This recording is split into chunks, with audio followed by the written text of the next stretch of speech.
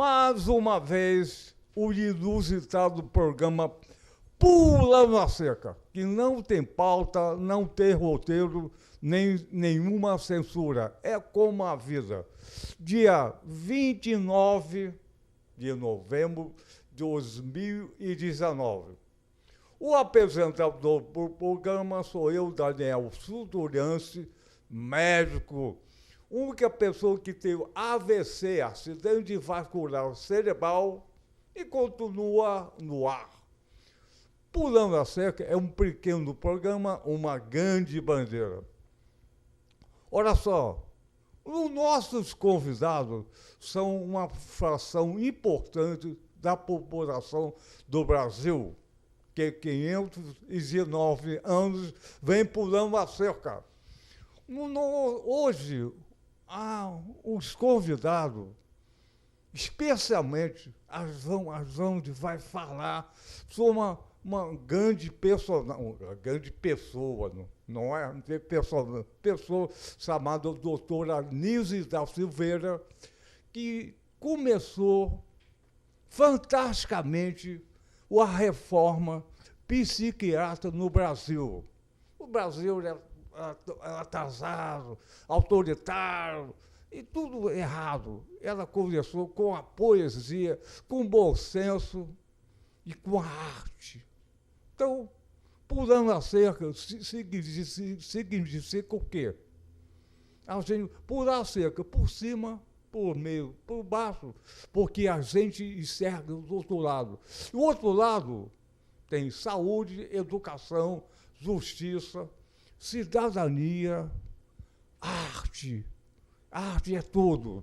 Então, vamos chamar agora uma pessoa, o doutor Raldo Bonifácio, que é diretor do Hospital Psiquiátrico de Juruzuba, Niterói, Rio de Janeiro, Brasil, Universo. Raldo, vem pular a cerca! E pulou. Isso. Vamos chamar também o famosíssimo, o estudosíssimo, o tesudíssimo, gostosíssimo Hamilton Assunção. Vem pular a cerca, Hamilton! Pulou. Opa! Então, vou perguntar ao doutor Raldo, E o Hamilton fez xixi? Sim, sim. E Raldo? Também fiz. Bom. Então, para começar pulando a cerca, tem que fazer xixi. Olha só, vamos começar o tema de hoje. É um tema importante, tem que bater bem, conhecer bem o que fez a doutora Nilce da Silveira. Hamilton, qual é a tua relação com a doutora Nilce da Silveira? Acho que é uma coisa assim mais espiritual, porque o carnal se foi, né? Eu acho que é uma coisa de identificação espiritual de uma passagem de um broto para uma árvore, né? Centenária. Ela deixou grandes frutos humanísticos para a sociedade, mostrando que temos que tratar bem o nosso semelhante, e isso ficou bem assim claro na minha trajetória de vida. E você teve contato com a doutora Nilce da Silveira? Uma vezinha, assim, muito rápido. Mas você frequentou o Hospital Pedro II? Pedro II. Foi paciente? Justamente. E nessa época, a diretora era a doutora Nilce da Silveira. Justamente. Então, o trabalho dela continuou cada vez mais acima. E você tem essa lembrança disso? Com certeza. Ela era muito humana, né? Tanto quanto que até hoje ela tem um calendário de seguidores dela, assim, Inclusive você. Com certeza. Eu, você, o doutor aqui ao lado e outros que estão anônimos aí também, fora dessa mídia da Interv aqui, mas que também está do nosso lado aí como formiguinha, ajudando a carregar essas folhas aí. Ô, Hamilton, olha só. Eu convidei você é um músico, um compositor famoso. E você é um exemplo do tratamento no hospital psiquiátrico, o famoso hospício, e você saiu e produziu música, compositor de música, não é? E isso é importante. É importante porque, além de vir de dentro, são expressões, né? E dentro dessas expressões vem uma grande, assim, cartela de realidades, né? Tanto visível, quanto em contato, quanto em medicamentos, quanto em políticas, né? Que vem, assim, tentando desbravar, assim, uma grande... insumos para tratar dessas pessoas que estão em falta, né? Estamos necessitando disso. E sem essas condições a gente vai ficar estreito para os médicos, os técnicos em geral, a mídia em geral poder falar disso, né? Porque vai estar muito caótico. Então a gente tem que procurar essa continuidade, mas também com apoios. Os apoios também têm que surgir porque você não consegue comer sem o alimento. Então a gente não consegue se tratar sem os insumos. Então, agora vamos perguntar ao Raul Bonifácio a tua intenção, o sentimento com a doutora Anísio da Silveira. É muito grande, né? Tanto que eu costumo me reportar, quando se fala em reforma psiquiátrica, eu digo que a grande reformista, né, que a gente conta com a doutora Anísio hoje, como ele chamou a atenção, mesmo a doutora Anísio não estando mais presente, né? Ele está presente. Sim, não, viva, vamos dizer assim, nesse sentido, né? Mas está presente desta maneira, e é assim que se faz presente mesmo. Na vida, claro. A presença se faz nessa ordem, na ordem simbólica, né? Na lembrança, na memória, nos efeitos, nos resultados de um trabalho feito, né? E de um discurso deixado, assim, de uma fala importante. E, então, o meu vínculo com a Anísio da Silveira hoje, principalmente através disso, do que a doutora Anísio nos disse, sabe? Há um saber importantíssimo que se vê tanto através da fala da doutora Anísio, como também através do produto do trabalho dela, né? E, então, o meu vínculo com a doutora Anísio hoje é um vínculo assim, de lembrar sempre que a doutora Anísio, com toda a obra que ficou, né, no campo da arte, né, que justamente através da arte ela nos dá uma indicação que ela esteve sempre presente no seu discurso, né? Cada época tem os fatos, os acontecimentos e as respostas desta época. Isso é muito importante, né? E que isto se faz vivo em outras épocas, e estou dizendo agora na nossa época, né, se faz vivo através disso, dessa transmissão, né, do que nós estamos fazendo aqui agora, do que o Hamilton pode nos trazer, né, de hoje, né? Como é que é a arte hoje? O que tem na arte que não é só o produto, só as pinturas, as manifestações artísticas, né? Mas e que nessas manifestações artísticas, né, há um processo, há sujeitos nisso, né, há pessoas que estão vivas e que mantêm isto vivo, né, e que esse processo, esse vínculo com a arte, né, como algo, como uma referência assim, constitutiva do ser humano, né, e que a gente atribui muito, de alguma maneira o Hamilton fez uma referência a isso, como de um campo do sagrado, do campo do divino, né, do campo da criação, né? É justamente isso que eu acho que no momento é importantíssimo, muito importante, né, a gente lembrar disso, sim. Na nossa época, como estar presente a doutora Isis em nossa época, isso atendendo a isso que ela transmitiu, que para mim isso é um saber muito importante. O Raldo e Hamilton, a doutora Nilce foi uma grande poetisa.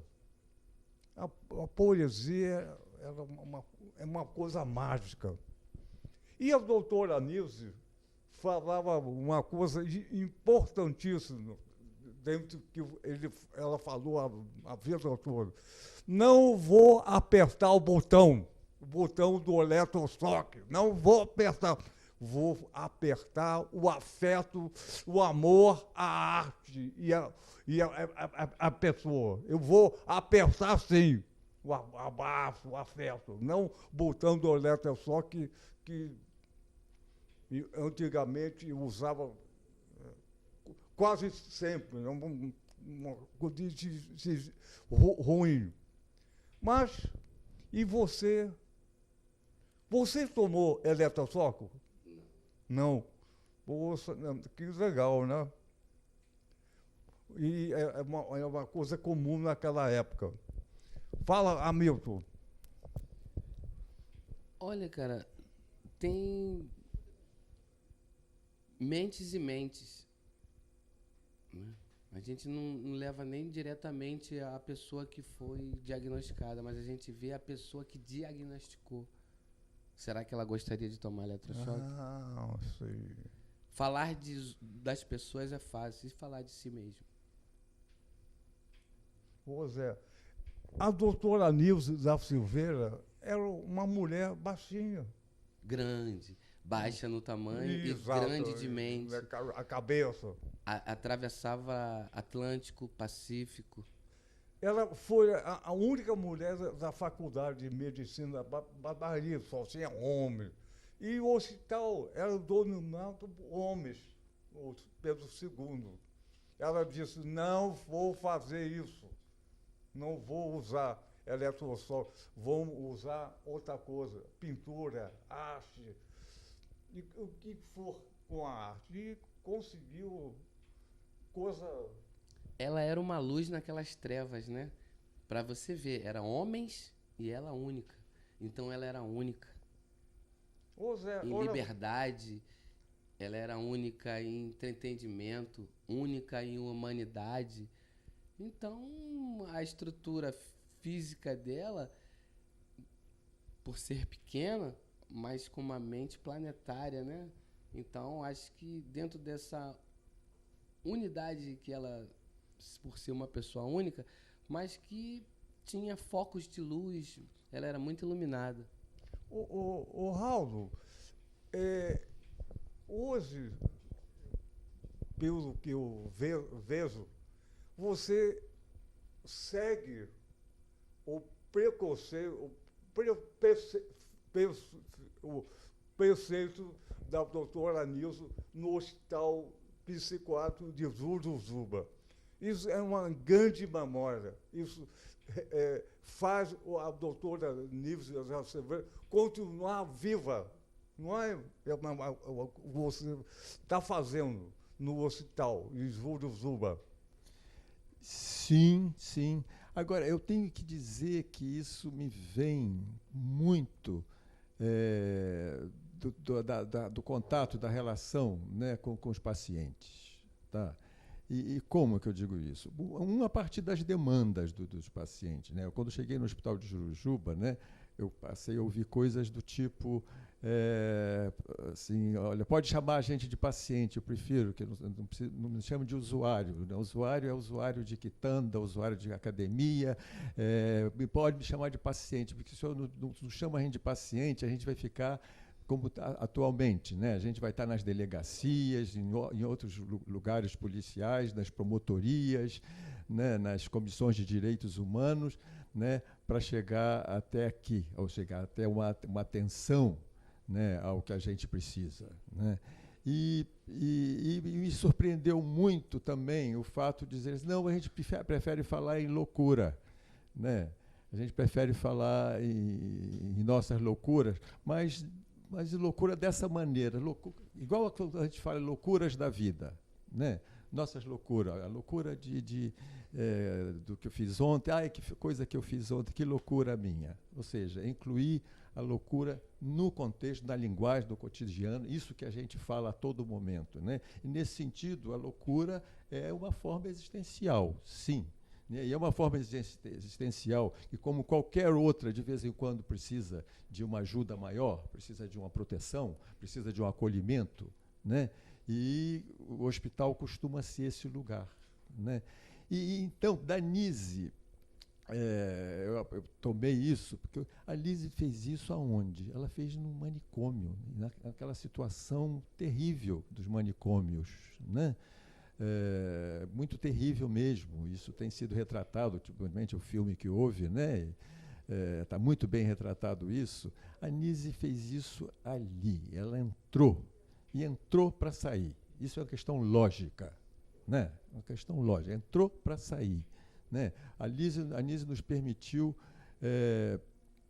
mostrar isso, principalmente de que mesmo nessas condições adversas, né, terríveis, né, de confinamento, de isolamento, de tortura, você tem figuras que podem reagir a isto, podem ser criativas, podem ser artistas, né? Exatamente, né? Uma resistência pelo próprio viver, né? Pelo próprio viver, né? E viver que se confunde com a arte, né? Viver é uma arte, né? Viver é uma arte, né?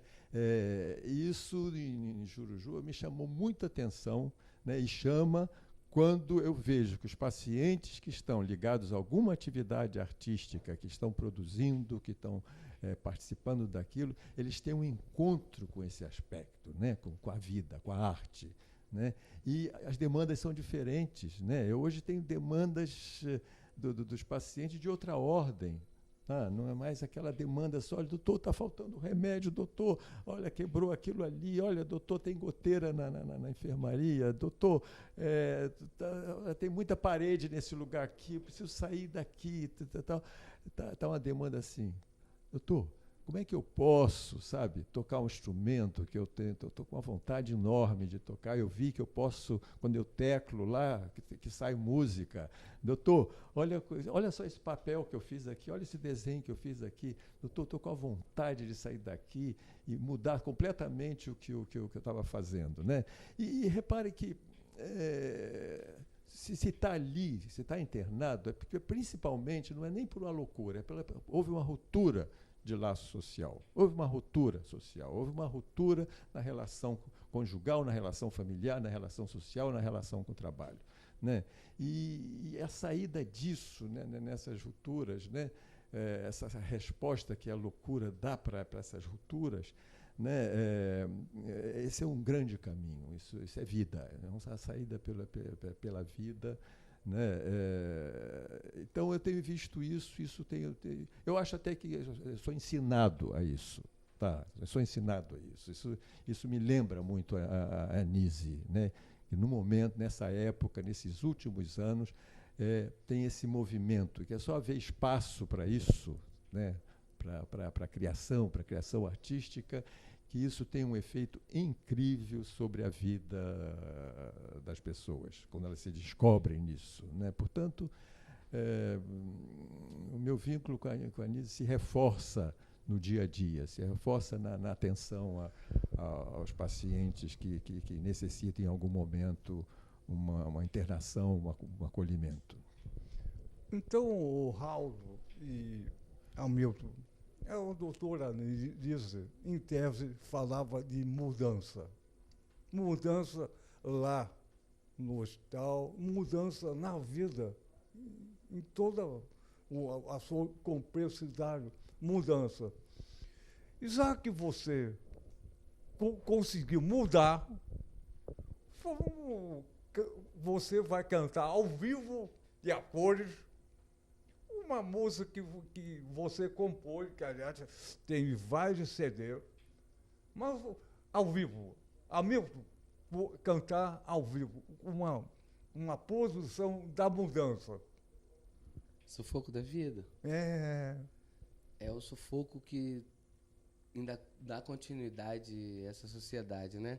Por isso a gente continua nesse trabalho de formiguinha. Não só eu, por ter feito a música, mas as pessoas que vêm assim por trás também empurrando esse navio, né?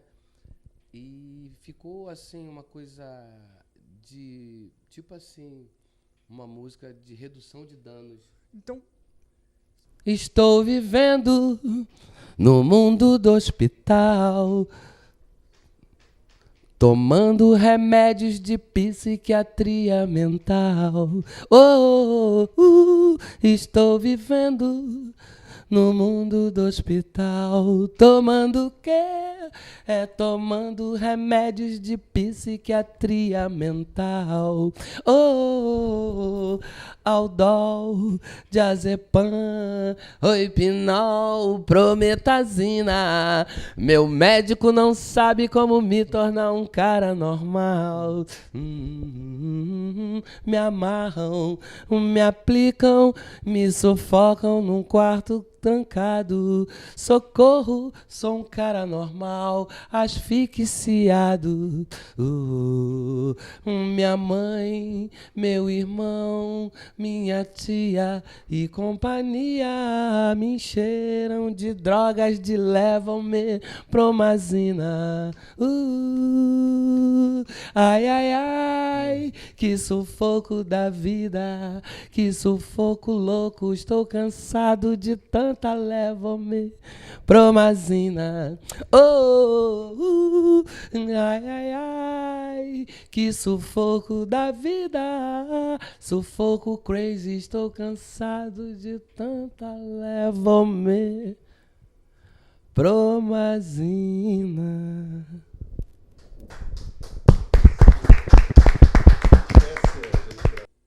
Então esse também sufoco do cansaço, dos estigmas, daquelas energias ruins que o remédio passa para dentro do interior da pessoa, né? Só a pessoa que toma, ela sabe o que sente, né? Então, é um sufoco, assim, é um aprisionamento interno e devemos, assim, dar mais projeção às terapias do que os remédios, não excluindo, mas sim as terapias que ela mexe com o interior, ela mexe com a cabeça, ela mexe com as necessidades, às vezes com o falar, no toque, no desenho, né, na culinária. Então, mas, amigo, outra música que você fala, não da vida, não é o hospital, a música que você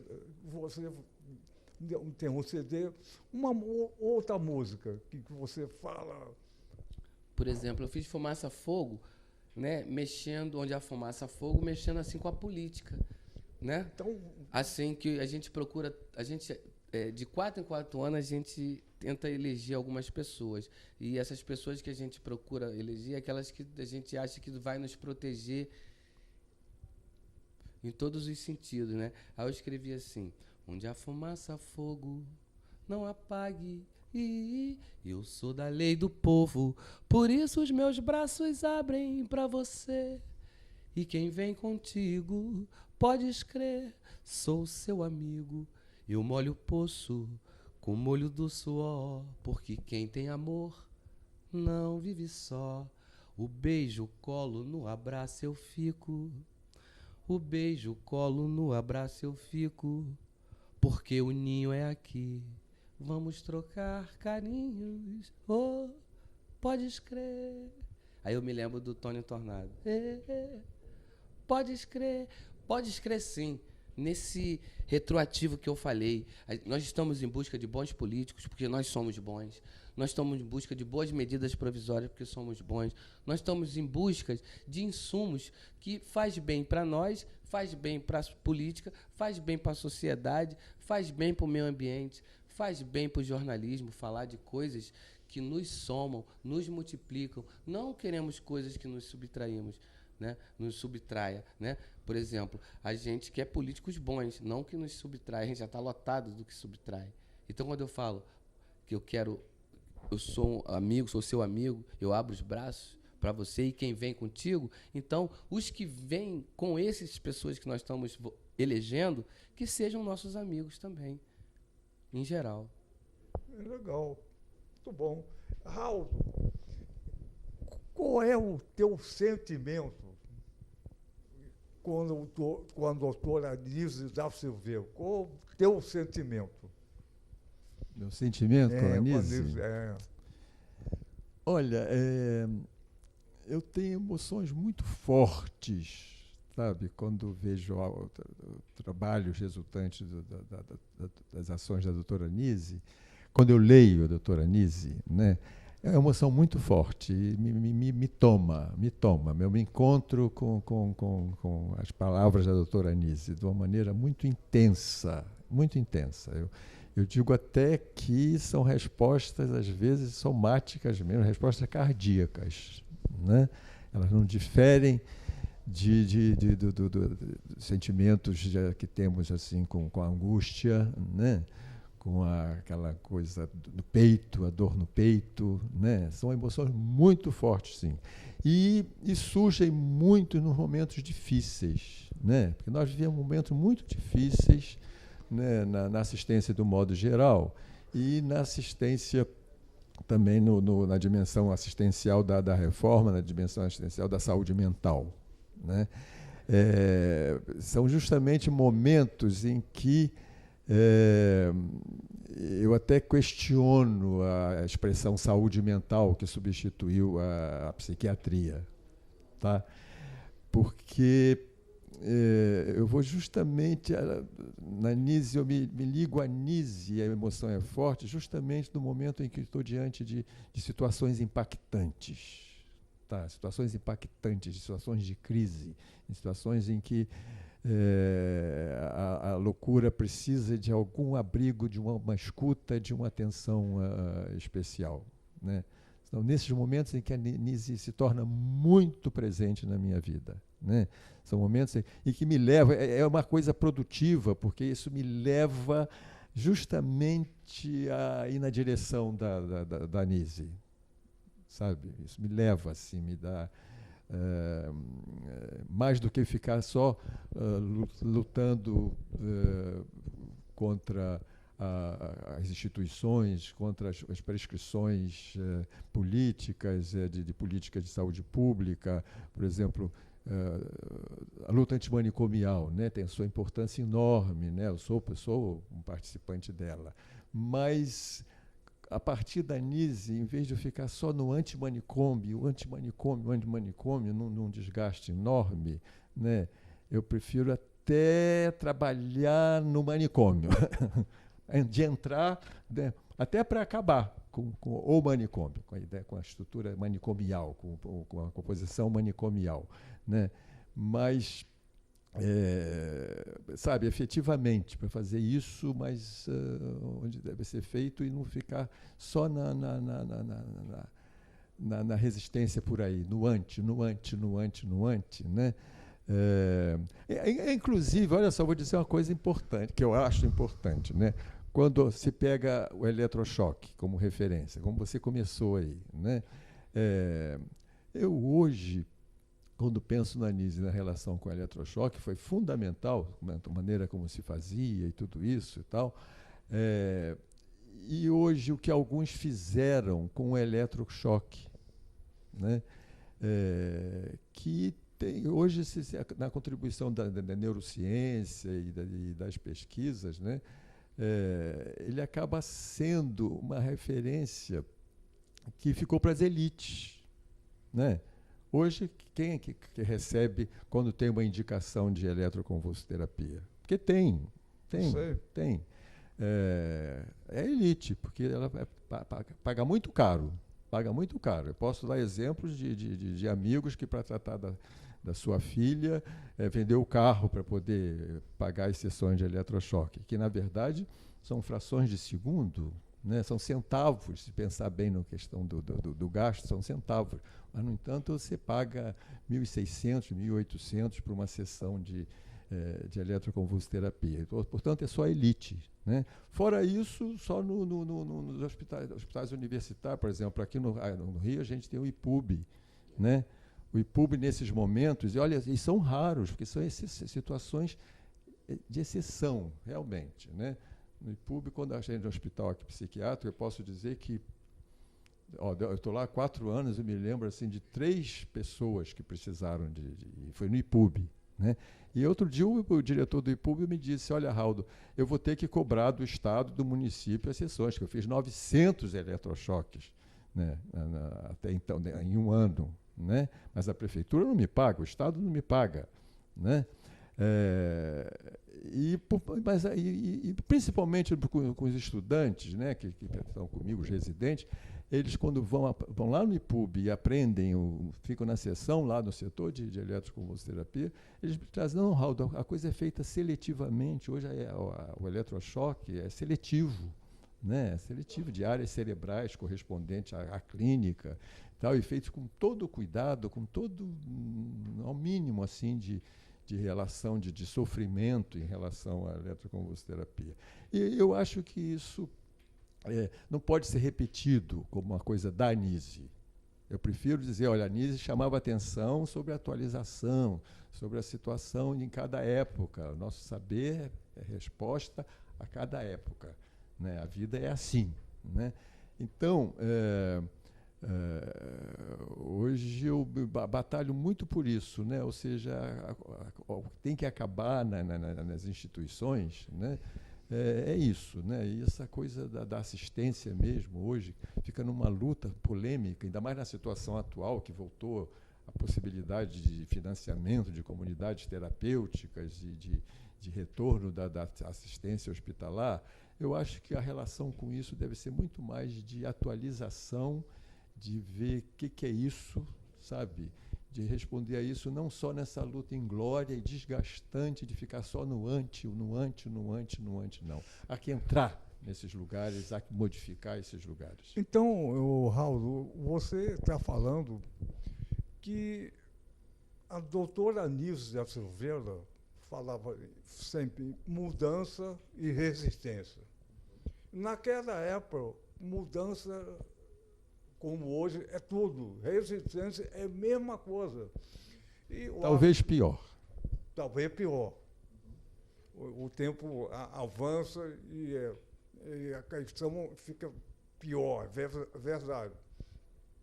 Mas na doutora Anísio da Silveira, naquele tempo que ela viveu, o eletrochoque era uma coisa autoritária, perversa, para domesticar o dito paciente.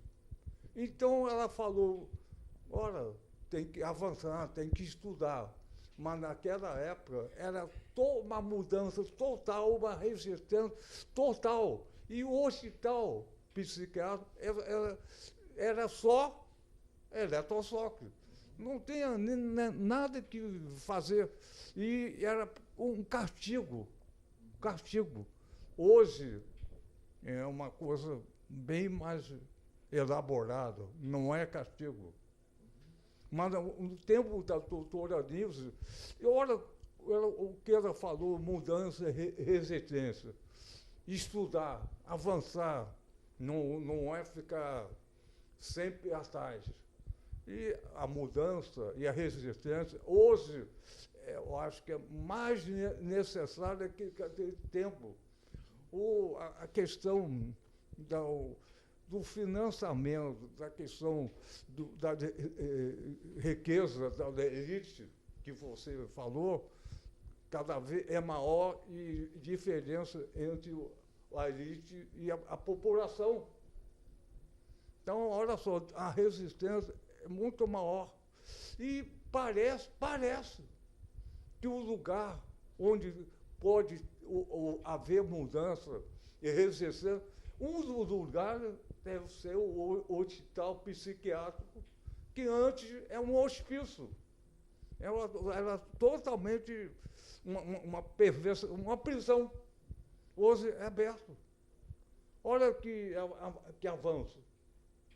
E parece que um dos lugares exatamente de resistência e mudança, colocar para fora tudo, uma boa. não se omitir. O Raul falou, e você falou, que a questão vivencial, a pessoa omite a sua vida. E no hospital pode liberar com arte, com pensamento, com resistência e mudança. Ou não é? Com certeza. Então, E nessa época dela, né, até nas receitas, era sobrevivente, né? Nós éramos sobreviventes, não éramos pacientes nem clientes. Eu peguei a época da sobrevivência, né?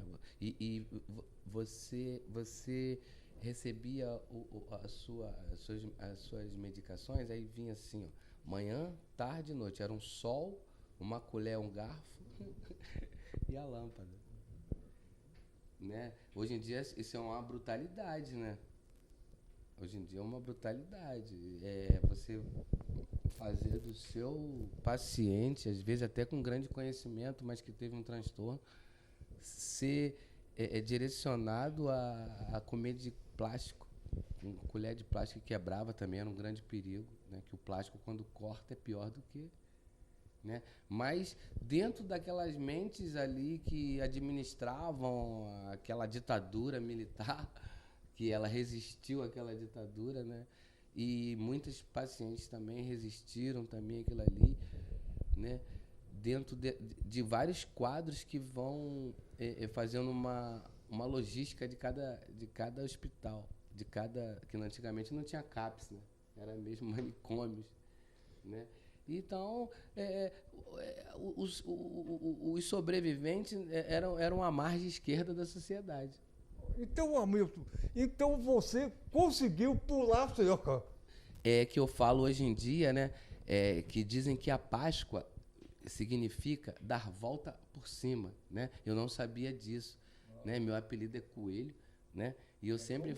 Coelho, né? E como eu vejo assim... que até no apelido, né, Coelho, Páscoa significa dar a volta por cima, né? Pular então, a cerca. Pulamos a cerca, isso já vem, então você tem essa trajetória mesmo sem ter conhecido, de repente, não sei se conheceu, se não conheceu essa palavra, mas que você sempre vem de muito tempo na sua mente que você ia dar a volta por cima com esses pacientes. E é mais uma semente que ela deixou semeada como uma parte objetiva de cada um, né? Do lado bom, né?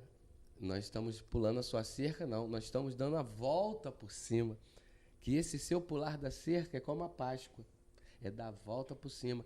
E então nós estamos no UniTV aqui falando sobre pular cerca, mas eu achei tão bonito isso, mas eu achei tão agradável, né? Que quando eu me lembrei do meu apelido, que eu fui sem querer escutando pela mídia, que a Páscoa é dar a volta por cima, hoje eu estou dando mais uma volta por cima nessa rádio aqui. Televisão. Hamilton. Com vocês dois, grandes celebridades assim para mim também. Olha só. Pular a cerca pode ser sacanagem ou superação.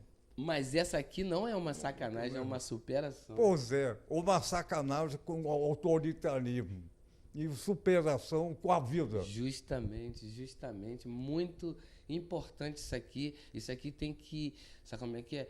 Pegar esse cometa e sair rasgando esse planeta, sabe? Porque isso aqui dá voz à sociedade. Principalmente a sociedade do tratamento psiquiátrico, né? O Raul,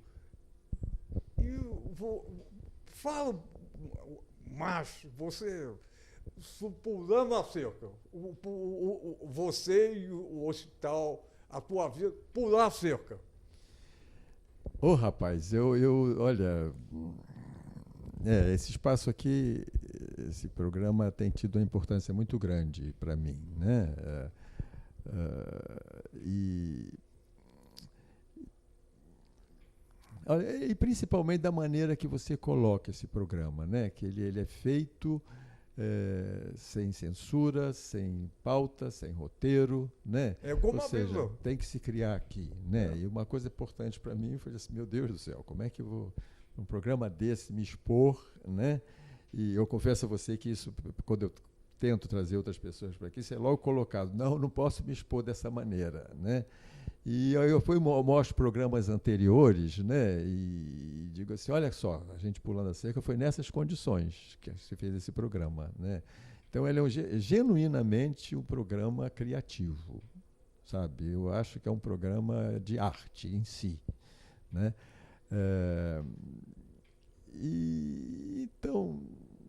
Então, diante disso, eu acho que eu pulo a cerca cotidianamente, né? Você lidar com as instituições públicas, você lidar com gestão, você lidar com a política de saúde, né? E que às vezes você não está muito de acordo com determinadas com imposições, né? Porque elas acontecem, né?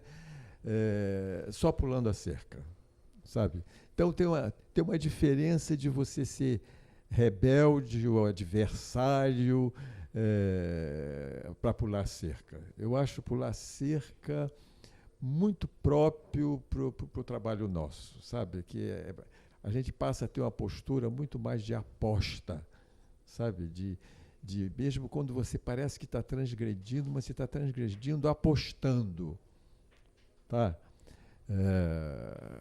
Então, nesse sentido, como eu vejo pular cerca, que eu acho que tem a ver com ter estado aqui, né? Eu vejo dessa maneira. Pular cerca é uma coisa estratégica, sabe? E eu ponho uma dimensão de arte, de surgimento de singularidades, de surgimento de diferenças e de surgimento de superação, principalmente. Ô Zé, pulando a cerca, eu acho que, como a doutora Anísia Silveira sempre falou, mudança e resistência. Não, olha só, o Raul e você, não sabiam o que ia acontecer. Nem eu sei o que vai acontecer. Nem eu sei. Na hora rola. Exatamente. Por isso eu acho que sem falcatruas, né? É muito assim espontâneo. Não tem encarnação. Não tem. O encarnação é lá, não é aqui.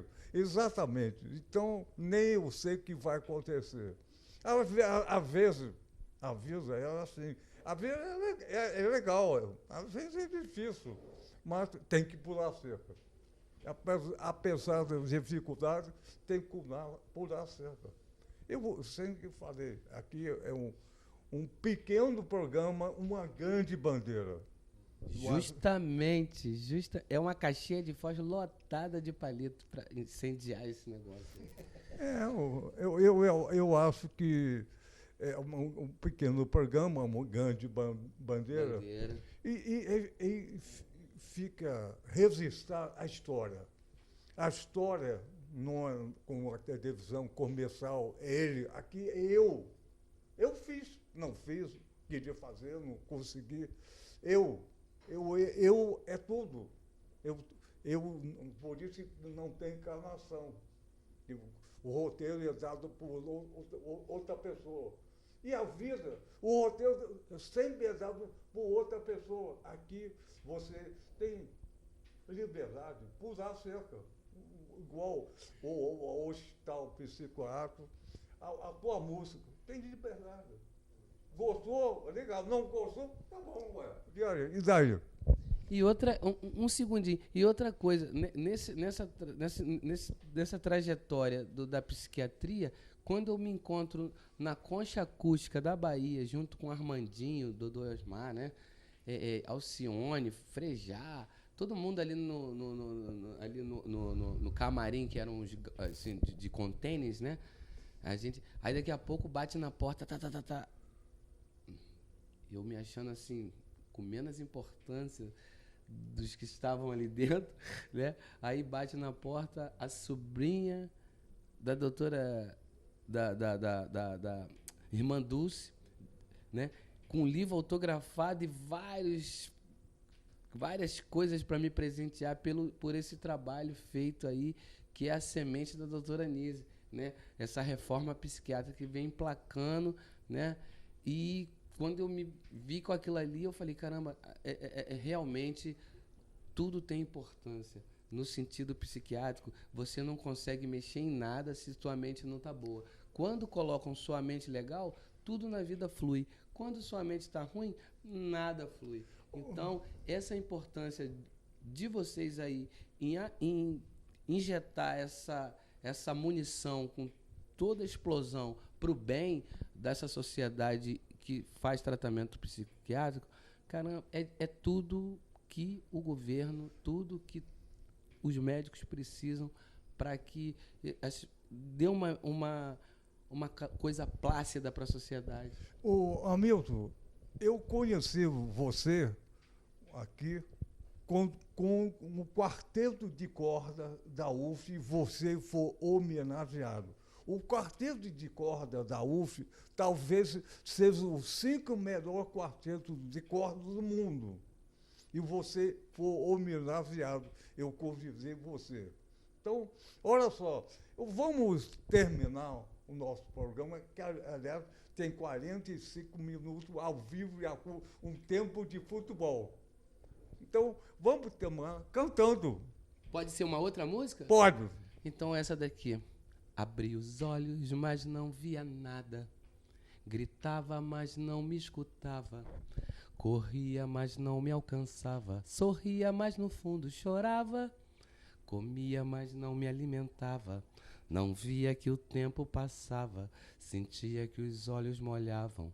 E assim despertava essa fera em mim que se pronunciava. É o quê?